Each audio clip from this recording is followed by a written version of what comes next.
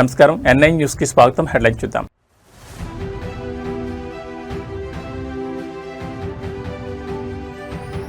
యోగాంధ్ర 2026కు సర్వం సిద్ధం. 1 కోటి మంది భాగస్వామ్యమే లక్ష్యంగా ఏపీ సర్కార్ భారీ కసరత్తు.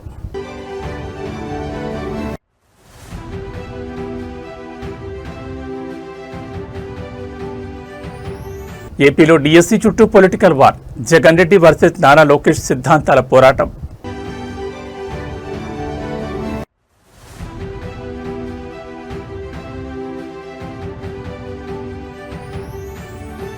రామానంద తీర్థ మెమోరియల్ స్కూల్లో కేటీఆర్ సందడి. విద్యార్థులకు ఉచిత పుస్తకాల పంపిణీ.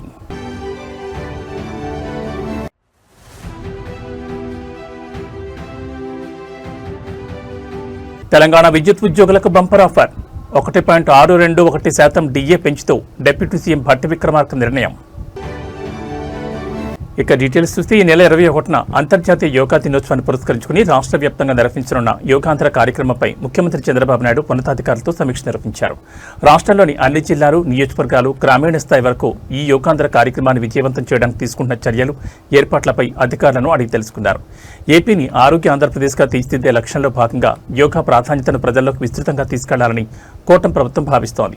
ఈ క్రమంలోని ఈ నెల 21న యోగాంధ్ర పేరిట రాష్ట్ర వ్యాప్తంగా మెగా యోగా సెషన్స్ నిర్వహించనున్నారు. ఈ కార్యక్రమానికి సంబంధించి అమరావతిలో జరిగిన సమీక్షలో సీఎం చంద్రబాబు మాట్లాడుతూ పాఠశాలలు, కళాశాలలు, సచివాలయాలు మరియు ప్రముఖ పర్యాటక ప్రాంతాల్లో ప్రత్యేక వేదికలను సిద్ధం చేయాలని ఆదేశించారు. వర్ష సూచనల ప్రాంతాల్లో ఇండోర్ స్టేడియంలు లేదా ప్రత్యామ్నాయ ఏర్పాట్లు చేయాలన్నారు. యోగా ద్వారా మానసిక ప్రశాంతత, శారీరక దృఢత్వం లభిస్తుందని, ఈ యోగాంధ్రను కేవలం ఒకరోజు ఈవెంట్లా కాకుండా ప్రజల జీవన శైలిలో భాగంగా మార్చేలా ప్రచారం చేయాలని అధికారులకు దిశానిర్దేశం చేశారు. యోగాంధ్ర కార్యక్రమానికి సంబంధించిన నియోజకవర్గాల వారీగా యాక్షన్ ప్లాన్ సిద్ధం కావడంతో ప్రభుత్వం ఈ మెగా ఈవెంట్ను అత్యంత ప్రతిష్టాత్మకంగా నిర్వహించబోతోంది.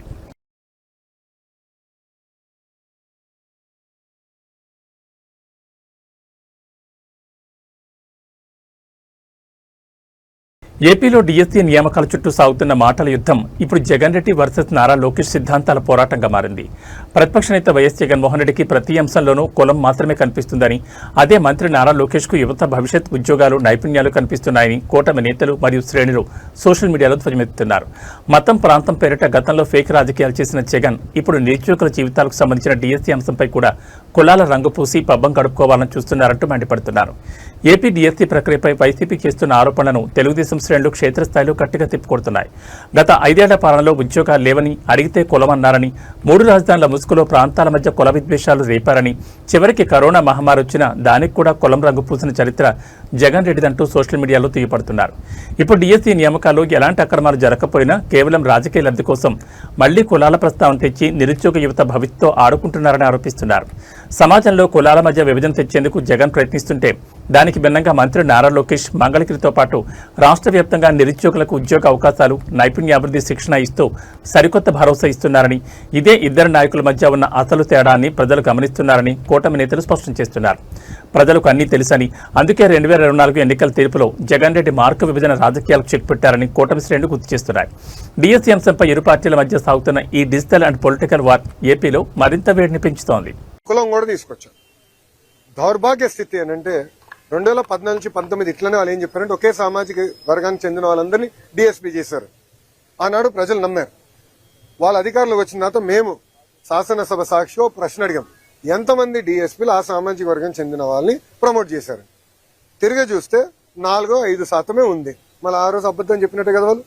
ఇప్పుడు కావాలని ఒక పెయిడ్ బ్యాచ్ పెట్టుకున్నాడు. ఒక రిటైర్డ్ పనికిమాల ఐఏఎస్ ఆఫీసర్, ఆయన రాష్ట్రానికి ఎలాంటి పని చేయని వ్యక్తిని తీసుకొచ్చి పెట్టి ఒకే సామాజిక వర్గానికి చెందిన వాళ్ళందరికీ స్పోర్ట్స్ కోటా కింద ఇస్తానన్నారు. ఇప్పుడు మేము బయట పెట్టి ఆ మనిషి ఎక్కడున్నాడు?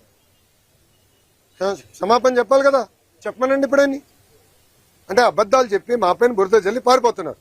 మీ ఇక్కడ నుంచి ఉన్నా హైదరాబాద్లోని స్వామి రామానంద తీర్థ మెమోరియల్ మోడల్ స్కూల్లో బీఆర్ఎస్ వర్కింగ్ ప్రెసిడెంట్ కేటీఆర్ పర్యటిస్తున్నారు. కొత్త విద్యా సంవత్సరం ప్రారంభమైన సందర్భంగా పాఠశాల విద్యార్థులకు ఉచితంగా నోట్ పుస్తకాలు, పాఠ్యపుస్తకాలు పంపిణీ కార్యక్రమంలో ఆయన ముఖ్య అతిథిగా పాల్గొన్నారు. స్వయంగా విద్యార్థుల క్లాస్ రూమ్లలోకి వెళ్లి వారితో ముచ్చటించారు. బడులు తెచ్చుకున్న మొదటి వారంలోనే విద్యార్థులకు ఎలాంటి ఇబ్బందులు లేకుండా పుస్తకాలు అందాలనే లక్ష్యంతో నిర్వహించిన ఈ కార్యక్రమంలో కేటీఆర్ పాల్గొన్నారు. క్లాసుల వారీగా విద్యార్థులకు పుస్తకాలను అందజేసి బాగా చదువుకొని తల్లిదండ్రులకు, రాష్ట్రానికి మంచి పేరు తీసుకురావాలని కేటీఆర్ ఆకాంక్షించారు. గత బీఆర్ఎస్ కాంగ్రెస్ ప్రభుత్వ హయాంలో మన ఊరు మనబడి పథకం ద్వారా సర్కార్ బడుల రూపురేఖలు మార్చామని, డిజిటల్ క్లాస్ రూమ్లను అందుబాటులోకి తెచ్చామని ఈ సందర్భంగా పార్టీ శ్రేణులు గుర్తు చేశారు. ఈ వేడుకలో కేటీఆర్తో పాటు స్థానిక బీఆర్ఎస్ నాయకులు, పాఠశాల యాజమాన్యం మరియు పెద్ద సంఖ్యలో విద్యార్థులు, తల్లిదండ్రులు పాల్గొన్నారు. విద్యార్థులతో ఎంతో సరదాగా గడిపిన కేటీఆర్ వారి చదువులకు సంబంధించి ఎలాంటి అవసరాలున్నా తమ వంతు సహాయం ఎప్పుడూ ఉంటుందని భరోసా ఇచ్చారు. మరి నరేందర్ గారు, తలసాని సాయి కిరణ్ గారు, మహేశ్వరి గారు, శ్రీహరి గారు, జ్వాల నరసింహారావు గారు, ఇంకా ఈ ట్రస్ట్ సభ్యులందరికీ, ట్రస్ట్ లో భాగస్వాములై పనిచేస్తున్న సభ్యులందరికీ, శ్రీ రామానంద తీర్థ మెమోరియల్ మోడల్ స్కూల్ అధ్యాపకులకి, అట్లాగే నాన్ టీచింగ్ స్టాఫ్ కి, ఇక్కడ చదువుకుంటున్న పిల్లలకి, పిల్లల తల్లిదండ్రులకి, మీడియా మిత్రులకి, ఈరోజు ఈ కార్యక్రమానికి నన్ను ఆహ్వానించిన తలసాని శ్రీనివాస్ యాదవ్ గారికి ప్రత్యేకంగా ధన్యవాదాలు, ప్రత్యేకంగా కృతజ్ఞతలు. పిల్లలతోని గడిపినప్పుడు వచ్చే ఆనందం, పిల్లలతో ఒక 10 నిమిషాలు గడిపినా వచ్చినప్పుడు ఉండే ఆనందం వేరే ఏ సందర్భంలో కూడా మనకి రాదు. కల్మషం లేని హృదయం నిండా మరి ఏ స్వార్థము లేని పిల్లలు, ముఖ్యంగా ఇక్కడ మా వాణీదేవి గారు అదృష్టవంతురాలు. ఎందుకంటే మీకు కొంతమంది లేరు, మనవలు మనవరాలు ఇంతమంది ఉన్నారు. 240 మంది మామూలు విషయం కాదు. మరి వారి కోసం చక్కటి ప్రాంగణంలో ఇంత బ్రహ్మాండమైన పాఠశాల నడుపుతున్నారు.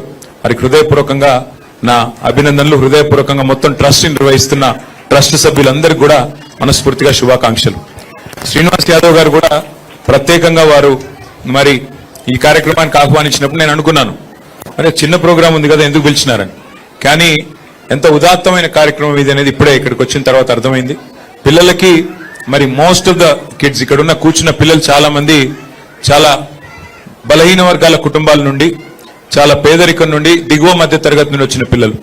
వాళ్ళకి ఉదయం పూట మరి బ్రేక్ఫాస్ట్ తిన్నా తినకపోయినా మధ్యాహ్నం మంచి పౌష్టికాహారం అందించాలనే ఉద్దేశంతో శ్రీనివాస్ యాదవ్ గారు చొరవ తీసుకొని వారందరికీ తలసాని మరి ట్రస్ట్ తరపున ఈ కార్యక్రమాన్ని ఏర్పాటు చేసినందుకు వారికి మనస్ఫూర్తిగా నా ధన్యవాదాలు, శుభాకాంక్షలు కూడా నేను తెలియజేస్తా ఉన్నాను.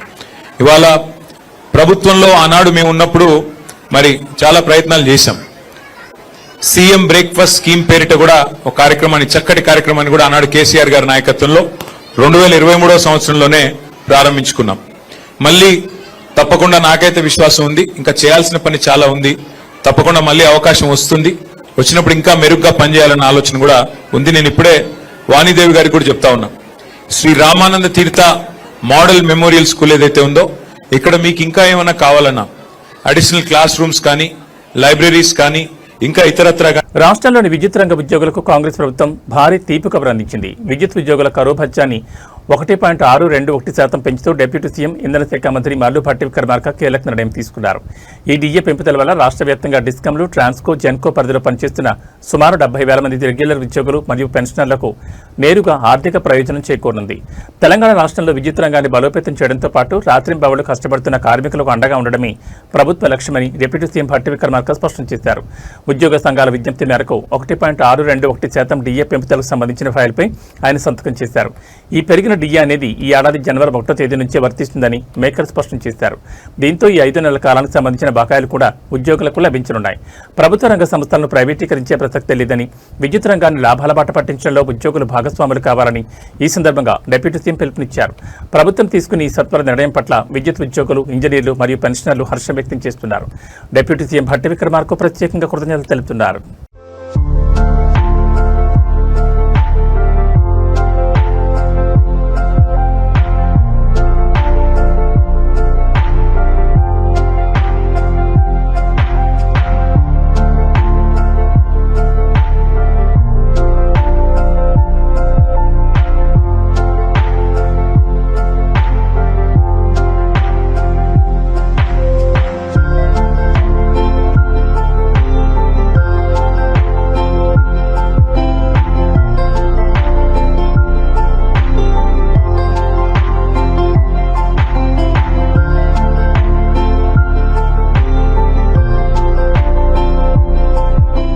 ఫ్రాన్స్ రాజధాని ప్యారిస్లో భారత ప్రధాని నరేంద్ర మోడీకి ప్రభాత భారతీయులు అపూర్వ స్వాగతం పలికారు. ప్రధాని మోడీ పర్యటనను పురస్కరించుకుని ఇండియన్ డయాస్పోరా ఆధ్వర్యంలో అక్కడ నివసిస్తున్న భారతీయులు భారీ సంఖ్యలో తరలివచ్చారు. ప్రధాని నరేంద్ర మోడీని నేరుగా చూసేందుకు, ఆయనతో కరచాలనం చేసేందుకు ప్యారిస్లో ఉన్న భారతీయ సమాజం ఎంతో ఆసక్తి చూపించింది. ప్యారిస్ నగరంలో ప్రధాని మోడీకి లభించిన స్వాగతం అంతర్జాతీయ మీడియాలో సైతం హాట్ టాపిక్గా మారింది. మోడీ వస్తున్నారనే సమాచారంతో మహిళలు, చిన్నపిల్లలు, వృద్ధులు సైతం సాంప్రదాయ దుస్తుల్లో మోడీని కలవడానికి గంటల ముందే వేచి చూశారు. ప్రధాని వేదిక వద్దకు రాగానే ఒక్కసారిగా భారత్ మాతాకి జై, మోడీ మోడీ నినాదాలతో ప్రాంతం మారుమోగిపోయింది. ప్రధాని మోడీ కూడా ప్రజల మధ్యకు వచ్చి చిన్నారులకు ఆటోగ్రాఫ్లు ఇస్తూ అభిమానులతో సెల్ఫీలు దిగుతూ సందడి చేశారు. ఈ సందర్భంగా ప్రధాని మాట్లాడుతూ భారత్, ఫ్రాన్స్ దేశాలను సాంస్కృతికంగా, ఆర్థికంగా మరింత దగ్గర చేయడానికి ప్యారిస్లోని ప్రభాత భారతీయులు చేస్తున్న నిరంతర ప్రయత్నాలు నన్ను ఎంతగానో ఆకట్టుకున్నాయని, వారిని చూసి దేశం గర్విస్తోందని ప్రశంసించారు. ప్రధాని మోడీ ప్యారిస్ పర్యటన రెండు దేశాల మధ్య వ్యూహాత్మక బంధాన్ని పెంచడమే కాకుండా విదేశాల్లో ఉన్న భారతీయుల్లో సరికొత్త దేశభక్తిని, ఉత్సాహాన్ని నింపిందని చెప్పొచ్చు.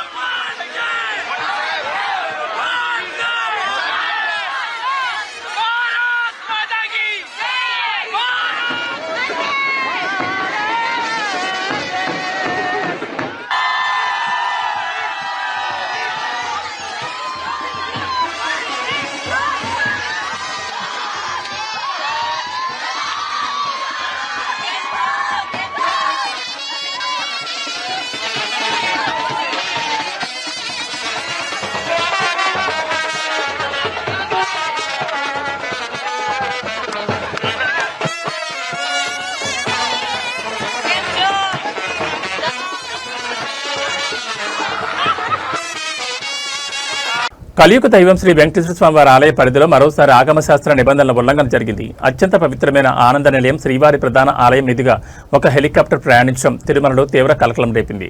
శ్రీవారి ఆలయంపై నుంచి ఎలాంటి విమాన లేదా హెలికాప్టర్ సంచారం ఉండకూడదని స్పష్టమైన నియమాలు ఉన్నప్పటికీ ఈ ఘటన ఎలా జరిగిందంటూ భక్తులు, అర్చకులు తీవ్ర ఆగ్రహం వ్యక్తం చేస్తున్నారు. తిరుమల కొండలపై ఉన్న శ్రీవారి ఆలయానికి ఒక ప్రత్యేకమైన ఆధ్యాత్మిక భద్రతా రక్షణ వలయం ఉంది.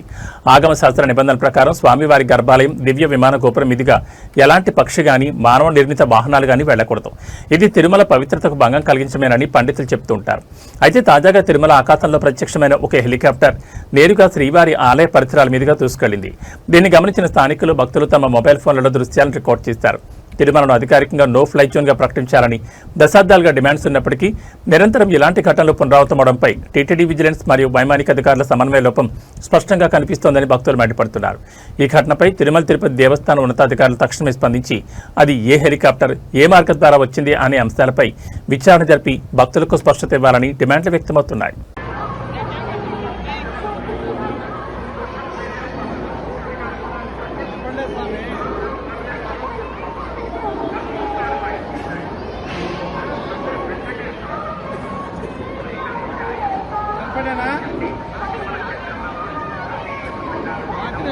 కాదు టెంపుల్ ముందరా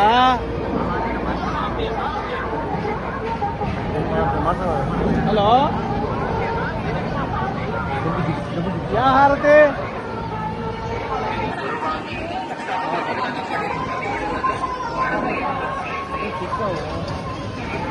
ఆడే ఉంటావా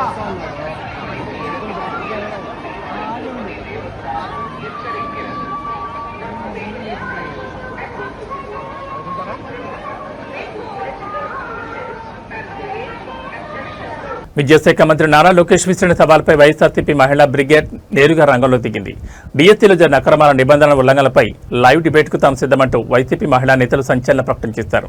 తాడేపల్లిలోని భారతమాత విగ్రహం వద్దకు చేరుకున్న పార్టీ ముఖ్య మహిళా నేతలు లక్ష్మీపార్వతి, శ్యామల, నాగమల్లేశ్వరి, చెమ్మలమడక నాగమణి మరియు మంజరి చౌదరి మంత్రి లోకేష్తో ముఖాముఖి చర్చకు అక్కడే బైఠాయించారు. కూటమి ప్రభుత్వం ప్రతిష్టాత్మకంగా చేపట్టిన డిఎస్సీ ప్రక్రియలో భారీగా అక్రమాలు జరిగాయంటూ వైసీపీ ఆరోపిస్తుండగా మంత్రి లోకేష్ దాన్ని తీవ్రంగా ఖండించిన సంగతి తెలిసిందే. ఈ క్రమంలో గుంటూరులో తాడేపల్లిలో ప్రెస్ మీట్ పెట్టిన లోకేష్ జగన్ కు సవాల్ విసరగా దానికి వైసీపీ మహిళా శ్రేణులు గట్టిగా కౌంటర్ ఇచ్చారు. భరతమాత విగ్రహం వద్ద మీడియా ముఖంగా మాట్లాడిన లక్ష్మీ పార్వతి మరియు శ్యామల లోకేష్ స్థాయికి మా నేత వైఎస్ జగన్మోహన్ రెడ్డి రావడం అవసరం లేదని, విద్యాశాఖ మంత్రిగా లోకేష్ కు దమ్ముంటే నేరుగా తమతో చర్చకు రావాలని సవాల్ విసిరారు. నిరుద్యోగుల జీవితాలతో కూటమి ప్రభుత్వం ఆడుకుంటోందని, నోటిఫికేషన్ల నుంచి నియామకాల వరకు జరిగిన ప్రతి లోపాన్ని తాము సాక్ష్యాలతో సహా నిరూపిస్తామని, లోకేష్ వచ్చే వరకు తాము అక్కడే వేచుకుంటామని స్పష్టం చేయడంతో తాడేపల్లి పరిసరాల్లో రాజకీయం ఒక్కసారిగా వేడెక్కింది. వైసీపీ మహిళా నేతల సవాల్పై అటు కూటమి శ్రేణులు మరియు మంత్రి నారా లోకేష్ కార్యాలయం ఏ విధంగా స్పందిస్తుందనేది ఇప్పుడు ఏపీ రాజకీయాల్లో ఉత్కంఠ రేపుతోంది. అరే బాబు లోకేష్ మా నీ మాటలు వింటా ఉంటే నవ్వు వస్తూ ఉందిరా. వచ్చి ఇక్కడ జగన్ గారి మీద ఒక పెద్ద సవాలు విసిరి వెళ్ళిపోయావు కదా. మహిళల్ని జగన్ గారు అవమానం చేశారా? భారతి గారు చెప్పాలా సమాధానం? ఆయన పిల్లలు చెప్పాలా? మరి మహిళల మీద మీరు ఇప్పటి వరకు చేస్తున్న ట్రోలింగ్స్ మేమందరం కూడా దాంట్లో బాధితులమే కదా. ఇక్కడున్న వాళ్ళందరి మీద మీ ఐటీడీపీలో చేసినటువంటి ఘోరమైన ట్రోలింగ్స్, మా భారతమ్మ మీద చేసినటువంటి, వాళ్ళ పిల్లల మీద చేసినటువంటి వీటి గురించి మాట్లాడరా ముందు. నువ్వు ఎందుకు పనికిరానటువంటి నువ్వు ఈరోజు మీ తండ్రిని అడ్డం పెట్టుకొని ఇష్టం వచ్చినట్టుగా నీచమైనటువంటి ఈ ఐటీడీపీ ద్వారా సోషల్ మీడియాలో విచ్చలవిడిగా మహిళల మీద నడుపుతూ మీ హోంమంత్రిని ఏదో అన్నారంట. మీ హోంమంత్రి ఏ ఒక్క కేసు అయినా పట్టించుకుంటా ఉందా? మహిళల మీద ఇన్ని అత్యాచారాలు, ఇన్ని అన్యాయాలు రాష్ట్రంలో ఎప్పుడూ జరగనంత ఘోరంగా నిమిషానికి ఒక రేపు జరుగుతూ ఉందే. మరి అట్లాంటి వాడిని గురించి మీ హోమ్ మినిస్టర్ ఒక్కసారైనా స్పందించారా? దోషుల్ని శిక్షించారా? మీరా నీతులు చెప్పేది జగన్మోహన్ రెడ్డి గారికి? అలాగే నిన్నగా మొన్న డిఎస్సి గురించి ఏం మాట్లాడుతున్నావు నువ్వు? సిద్ధంగా ఉన్నానని చెప్పావు కదా. మేము వచ్చాం కదా, మహిళలు వచ్చాం. డిఎస్సి పేరుతో ఎంత అవినీతి జరుగుతూ ఉందో ఇదంతా మేము ఆధారాలతో సహా ప్రూఫ్తో వచ్చాం. మేము వీటన్నింటిని కూడా బయట పెట్టానికి సిద్ధంగా ఉన్నావురా. ధైర్యం దమ్ము నీకేమైనా ఉంటే ఎన్టీఆర్ మనవడు మాటి చెప్తావు కదరా నువ్వు. ఎన్టీఆర్ మనవడువా నువ్వు? పిరికివాడివి నువ్వు, ఉత్తర కుమారుడు. అట్లాంటి వాడు వచ్చి మా మీద ఛాలెంజ్ చేయడానికి నీకు కొంచెమైనా సిగ్గుండాలని చెప్పి మేము హెచ్చరిక చేస్తూ ఉన్నాము.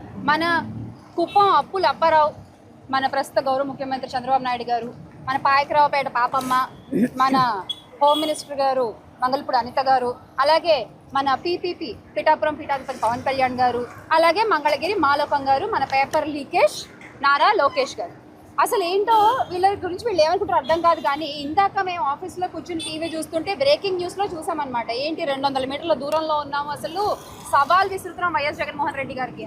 అసలు వైఎస్ జగన్మోహన్ రెడ్డి గారు ప్రెస్ మీట్ పెట్టి అడిగిన డిఎస్సికి సంబంధించిన ఏ ఒక్క ప్రశ్నకైనా మీ దగ్గర సమాధానం ఉందా? పేపర్ లీకేజ్ లోకేష్ గారు, విద్యాశాఖ మంత్రి గారు, ఫ్యాక్టర్ సీఎం, మీ దగ్గర దానికి ఒక్క ప్రశ్న కూడా సమాధానం లేదు. కానీ మీరు ఈ రోజున జగన్మోహన్ రెడ్డి గారికి సవాల్ విసురుతారా?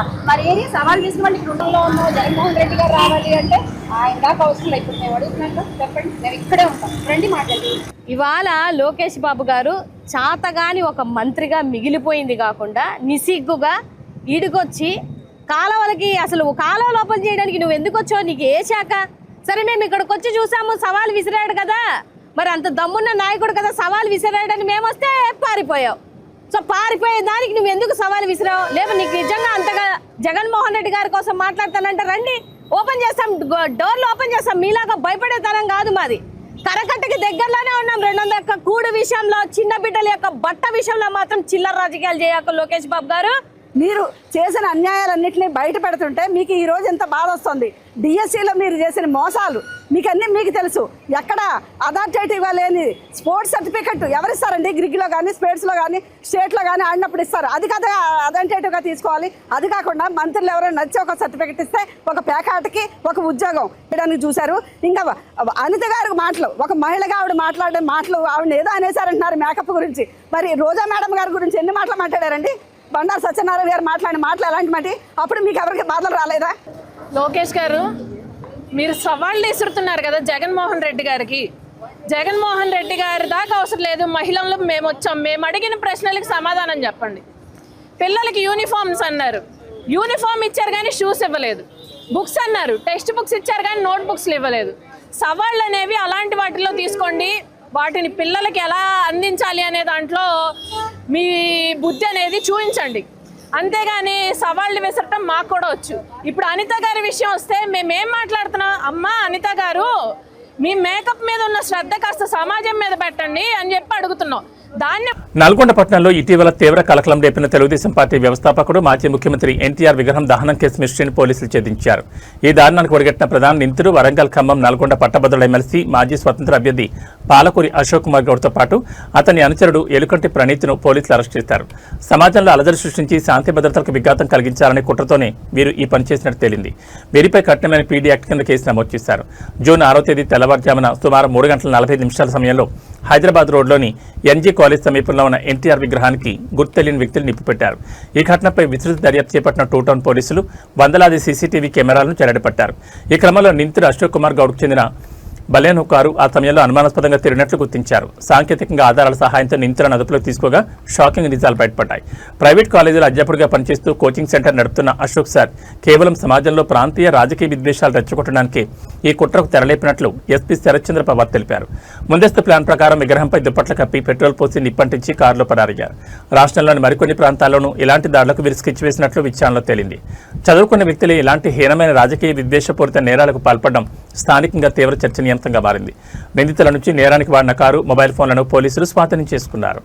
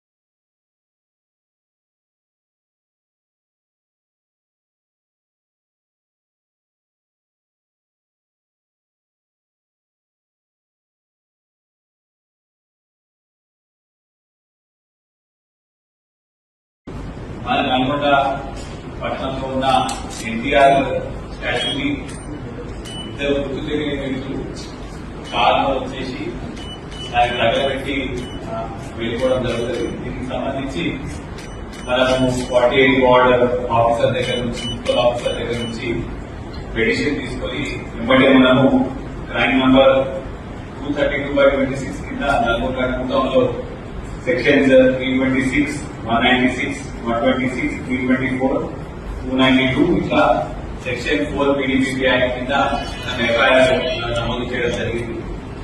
దీనికి సంబంధించి ఏఎస్పీ నల్గొండ గారి ఆధ్వర్యంలో స్పెషల్ గా నల్గొండ కుమార్ సిఐ గారి సీసీఐ నుంచి టీమ్స్ పెట్టి మనము ఈ కేసుని టేకప్ చేసి investigation start. Hyderabad RTC cross roads లోని బస్ భవన్ వద్ద ఆర్టీసీ రిటైర్డ్ ఉద్యోగులు భారీ ఎత్తున ఆందోళన దిగారు.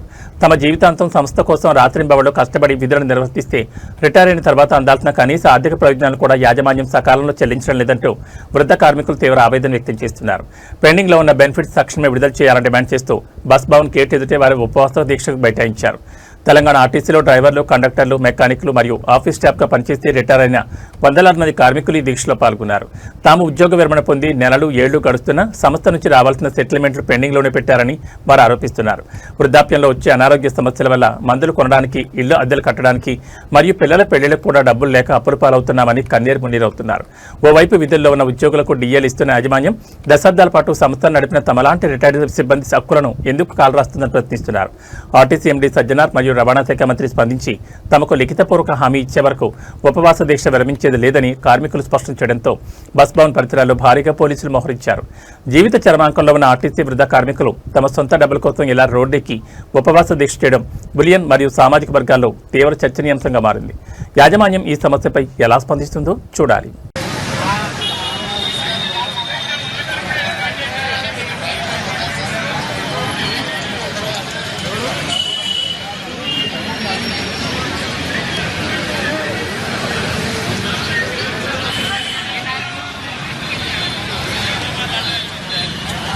Box office hit machine Anil Ravipudi దర్శకత్వంలో వ్యక్తి వెంకటేష్, నందమూరి కళ్యాణరామ్ కాంబినేషన్లో ఎంతో ప్రతిష్టాత్మకంగా తెరకెక్కనున్న భారీ మల్టీస్టారర్ చిత్రం ఈరోజు పూజా కార్యక్రమాలతో అధికారికంగా ప్రారంభమైంది.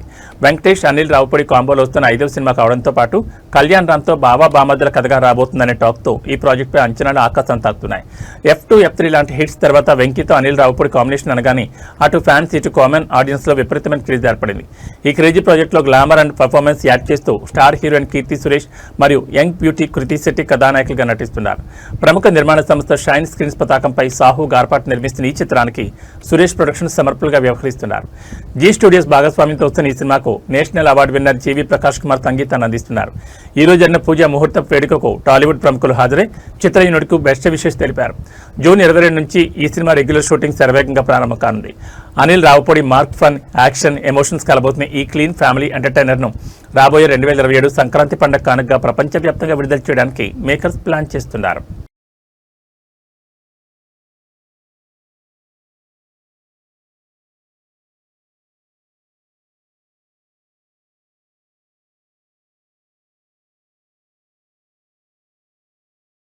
పసిడి మరియు వెండి ప్రియులకు హైదరాబాద్ బులియన్ మార్కెట్ నుంచి ఒక క్రేజీ అప్డేట్ వచ్చింది. మార్కెట్లో గత కొన్ని రోజులుగా నిరంతరంగా పెరుగుతూ వస్తున్న వెండి ధరలకు ఇవాళ ఒక్కసారిగా బ్రేక్ పడింది. కేజీ వెండి ధరపై ఏకంగా 5,000 రూపాయలు తగ్గింది. మరోవైపు పసిడి ధరలు మాత్రం ఎలాంటి మార్పు లేకుండా స్థిరంగానే కొనసాగుతున్నాయి. హైదరాబాద్ బులియన్ మార్కెట్లో ఇవాళ వెండి ధరలు భారీగా దిగొచ్చాయి. కేజీ సిల్వర్ రేటు 5,000 మేర క్షీణించి ప్రస్తుతం 2,70,000 రూపాయల వద్ద ట్రేడ్ అవుతోంది. వెండి కొనుగోలు చేయాలనుకునే వారికి ఇది ఒక మంచి అవకాశంగా మార్కెట్ నిపుణులు చెప్తున్నారు. ఇక బంగారం ధరల విషయానికి వస్తే అంతర్జాతీయ మార్కెట్ ప్రభావంతో పసిడి ధరలు స్థిరంగా ఉన్నాయి. 24 క్యారెట్ల స్వచ్ఛమైన 10 గ్రాముల బంగారం ధర 151,100 రూపాయలుగా కొనసాగుతోంది. అదేవిధంగా ఆభరణాల తయారీకి ఉపయోగించే 22 క్యారెట్ల 10 గ్రాముల బంగారం ధర 138,500 రూపాయల వద్ద స్థిరంగా కొనసాగుతోంది. తెలుగు రాష్ట్రాల్లోని వివిధ నగరాలు, స్థానిక జ్యువెలరీ మార్కెట్లను బట్టి ఈ ధరల్లో స్వల్ప మార్పులు ఉండొచ్చని బులియన్ వ్యాపారులు స్పష్టం చేస్తున్నారు.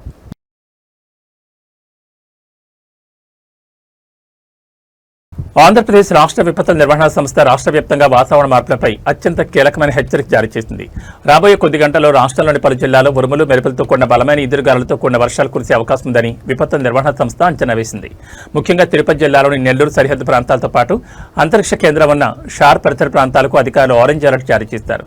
వాతావరణంలో ఏర్పడిన మార్పుల కారణంగా తిరుపతి జిల్లాలోని సత్యవేడు, సూళ్లూరుపేట, తడ మరియు శ్రీహరికోటలోని షార్ ప్రాజెక్టు ఏరియాలో కాసేపట్లోని ఉరుములు, మెరుపులతో కూడిన మోస్తరు నుంచి భారీ వర్షాలు కురిసే అవకాశం ఉంది.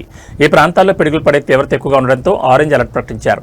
మరోవైపు పార్వతీపురం, మన్యం, విజయనగరం, అనకాపల్లి, విశాఖపట్నం, ప్రకాశం, నెల్లూరు, చిత్తూరు, అన్నమయ్య మరియు వైఎస్ఆర్ కడప జిల్లాలో చెదురుమదురు వర్షాలు పడే అవకాశం ఉన్నందున ఆయా జిల్లాలకు ఎల్లో అలర్ట్ జారీ చేశారు.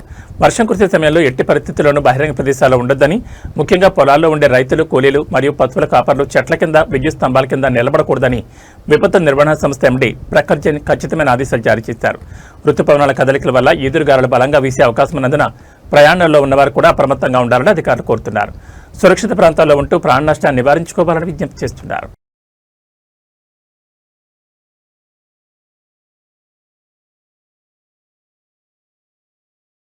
ఈ బులెటిన్ విశేషాలు. నమస్కారం.